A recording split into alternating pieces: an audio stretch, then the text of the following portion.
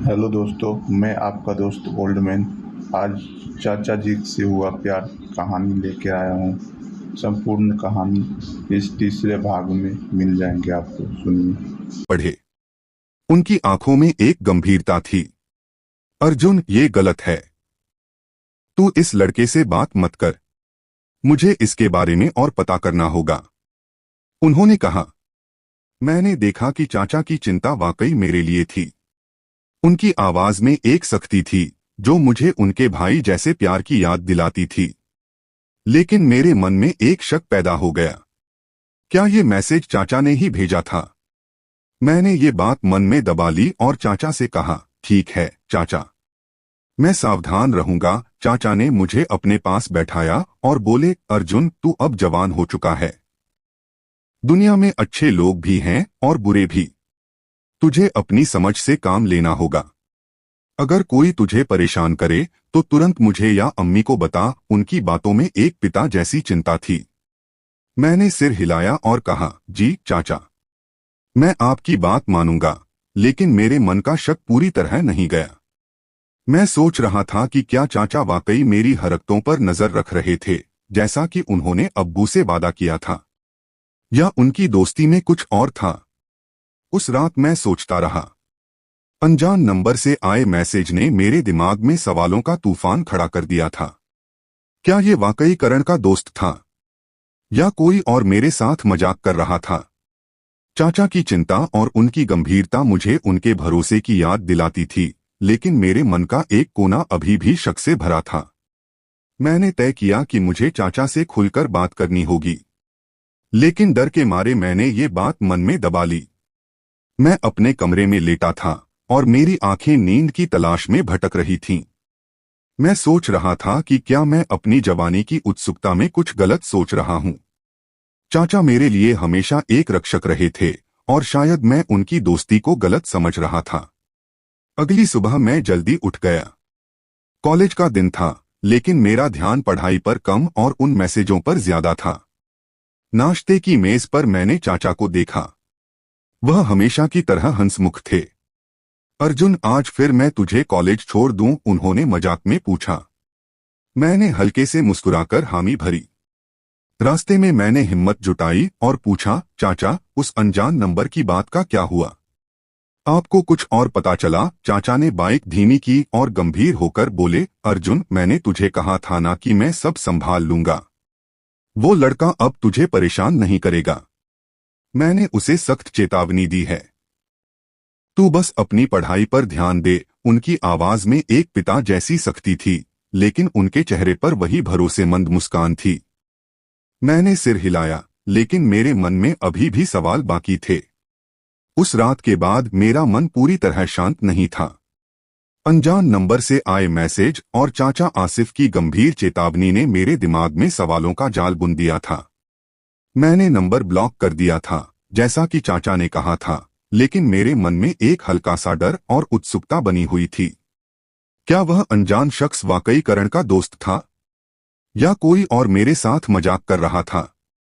चाचा की बातों में जो भरोसा था, उसने मुझे कुछ हद तक सुकून दिया, लेकिन मेरे मन का एक कोना अभी भी शक से भरा था। मैंने तय किया कि मुझे चाचा से खुलकर बात करनी होगी, ताकि मेरे सारे सवालों का जवाब मिल जाए। लेकिन डर और हिचक ने मुझे रोक रखा था। मैं सोचता रहा कि क्या मैं अपनी जवानी की नादानी में कुछ गलत समझ रहा हूं, या वाकई कुछ ऐसा है जो मुझे समझ नहीं आ रहा। सुबह जब मैं उठा तो चाचा पहले से ही लॉन्ज में बैठे चाय पी रहे थे। उनकी मुस्कान वैसी ही थी जैसी मेरे बचपन में हुआ करती थी, गर्मजोशी भरी और भरोसेमंद। अर्जुन, आज कॉलेज नहीं जाना? उन्होंने मजाक में पूछा। मैंने हल्के से मुस्कुराते हुए कहा, जाना है चाचा, लेकिन आज आप मुझे छोड़ने चलेंगे? चाचा ने हंसकर हामी भरी और बोले, चल तैयार हो जा, आज तुझे बाइक पर कॉलेज छोड़ दूंगा। उनकी इस बेफिक्री ने मेरे मन को थोड़ा हल्का किया, लेकिन मेरे सवाल अभी भी अनसुलझे थे। मैंने सोचा कि रास्ते में चाचा से बात करूंगा, लेकिन हिम्मत नहीं जुटा पा रहा था।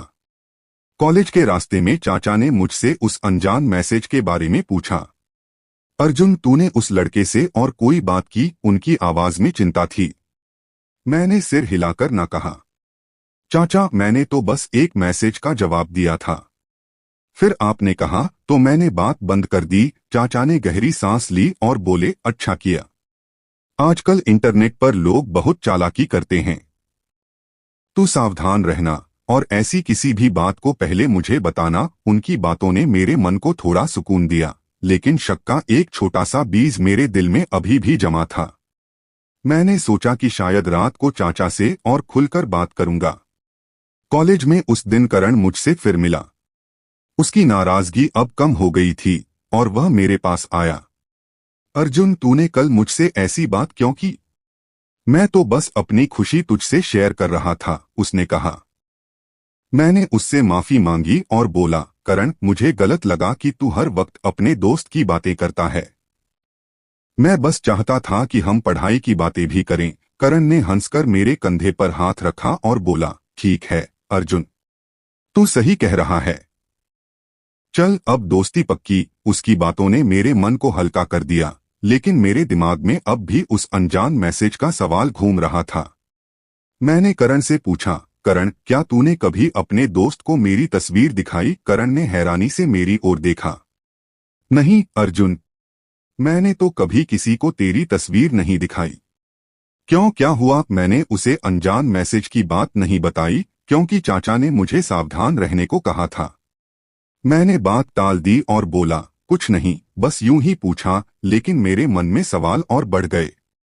अगर करण ने मेरी तस्वीर नहीं दी तो उस अनजान नंबर वाले को मेरे बारे में कैसे पता था? कॉलेज से लौटने के बाद मैं घर पहुंचा। चाचा उस दिन जल्दी घर आ गए थे और लॉन्ज में बैठे कुछ कागजात देख रहे थे। मैं उनके पास गया और बोला, चाचा, उस मैसेज की कोई खबर मिली? चाचा ने मेरी ओर देखा और बोले, अर्जुन, मैंने उस नंबर की जांच की। वो कोई ऐसा वैसा इंसान लगता है। तू अब उससे कोई बात मत करना। मैंने उसे चेतावनी दे दी है। उनकी बातों में एक ऐसी गंभीरता थी जो मुझे उनके भरोसे की याद दिलाती थी।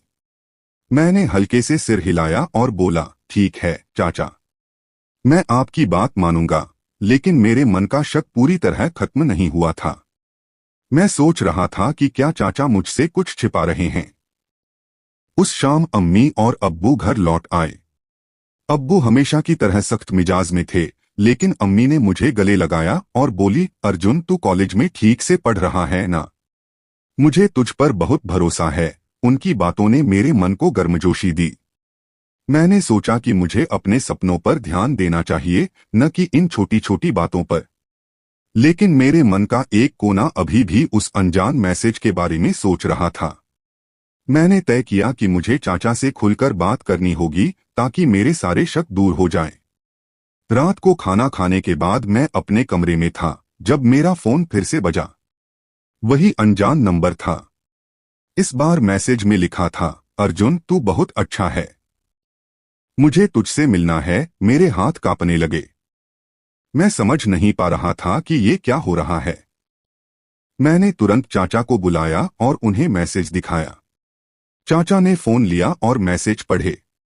उनकी भौहें तन गईं। अर्जुन, ये गलत इंसान है। तू चिंता मत कर, मैं इसकी और जांच करूंगा। लेकिन तू अब इस नंबर को ब्लॉक कर दे। मैंने डरते डरते नंबर ब्लॉक कर दिया, लेकिन मेरे मन में सवाल और बढ़ गए। क्या यह वाकई करण का दोस्त था या कोई और मेरे साथ मजाक कर रहा था? मैंने चाचा की ओर देखा और हिम्मत जुटाकर पूछा, चाचा, आप मुझसे कुछ छिपा रहे हैं, है ना? चाचा की आंखें एक पल के लिए सिकुड़ी, लेकिन फिर वह हल्के से हंसे। अर्जुन, तू बहुत ज्यादा सोचता है। चल बैठ, मैं तुझे सब बताता हूँ। हम दोनों लॉन्च के सोफे पर बैठ गए। चाचा ने गहरी सांस ली और बोले, अर्जुन, जब तूने मुझे उस मैसेज की बात बताई थी तो मुझे शक हुआ कि कोई तुझे बेवकूफ बनाने की कोशिश कर रहा है। मैंने उस नंबर पर बात की और पता लगाया कि वो एक ऐसा लड़का था जो करण के दोस्त की तस्वीर इस्तेमाल करके तुझे फंसाने की कोशिश कर रहा था। मैं हैरान रह गया। लेकिन चाचा, उसे मेरा नंबर और मेरे बारे में कैसे पता? मैंने पूछा। चाचा ने गंभीर होकर कहा, अर्जुन, आजकल सोशल मीडिया पर लोग बहुत आसानी से जानकारी निकाल लेते हैं। शायद उसने करण की किसी पोस्ट से तेरा नंबर या नाम लिया हो। मैंने उसे सख्त चेतावनी दी कि अगर उसने फिर से तुझे परेशान किया तो मैं पुलिस को बताऊंगा। मेरे मन का डर कुछ कम हुआ, लेकिन मैं अभी भी पूरी तरह शांत नहीं था। मैंने पूछा, चाचा, लेकिन आपने पहले मुझे ये सब क्यों नहीं बताया? चाचा ने मेरी ओर देखा और बोले, अर्जुन, मैं तुझे डराना नहीं चाहता था। तू जवान हो चुका है, लेकिन अभी तुझे दुनिया की चालाकियां समझने में वक्त लगेगा। मैंने तेरे अब्बू से वादा किया था कि मैं तेरी हरकत पर नजर रखूंगा, और मैं वही कर रहा हूं। उनकी बातों ने मेरे मन को छू लिया। मैंने सोचा कि शायद मैं चाचा को गलत समझ रहा था। उनकी हर बात में मेरे लिए चिंता थी, और उन्होंने मुझे एक गलत रास्ते पर जाने से बचाया था। मैंने आंखें नीची करके कहा, चाचा, मुझे माफ कर दीजिए। मैंने आपके बारे में गलत सोचा। चाचा ने हल्के से मेरे सिर पर हाथ रखा और बोले, अर्जुन, तुझे माफी मांगने की जरूरत नहीं। तू मेरे भाई जैसा है। मेरी जिम्मेदारी है कि मैं तुझे सही रास्ते पर रखूं। उस रात मैं अपने कमरे में लेटा था और मेरे मन में चाचा की बातें गूंज रही थीं। मैंने सोचा कि जवानी की उम्र में उत्सुकता होना स्वाभाविक है, लेकिन अगर मैंने चाचा से खुलकर बात न की होती तो शायद मैं किसी गलत इंसान के जाल में फंस सकता था। चाचा ने मुझे न सिर्फ बचाया, बल्कि मुझे जिंदगी का एक बड़ा सबक भी सिखाया था। मैंने तय किया कि मैं अब सिर्फ अपनी पढ़ाई और अपने सपनों पर ध्यान दूंगा। अगले दिन कॉलेज में मैंने करण से इस बारे में बात की। मैंने उसे बताया कि कोई उसके दोस्त की तस्वीर इस्तेमाल करके मुझे परेशान कर रहा था। करण हैरान रह गया और बोला, अर्जुन, मुझे नहीं पता था कि ऐसा कुछ हो सकता है। तूने मुझे बताया, ये अच्छा किया। मैंने उसे सलाह दी कि वह भी अपने दोस्त से इस बारे में बात करे और सावधान रहे। करण ने मेरी बात मान ली और हमारी दोस्ती फिर से पहले जैसी हो गई। घर लौटने के बाद मैंने चाचा को गले लगाया और बोला, चाचा, आपने मेरे लिए इतना कुछ किया। मैं वादा करता हूं कि अब मैं सिर्फ अपनी पढ़ाई पर ध्यान दूंगा। चाचा ने मुस्कुराकर कहा, अर्जुन, बस यही सुनना चाहता था। तू अपने सपनों को पूरा कर और अपने अब्बू अम्मी का नाम रोशन कर। उनकी बातों ने मेरे मन को एक नई ऊर्जा दी। मैंने तय किया कि अब मैं अपनी जवानी की उम्र में आने वाली उत्सुकता को सही दिशा दूंगा।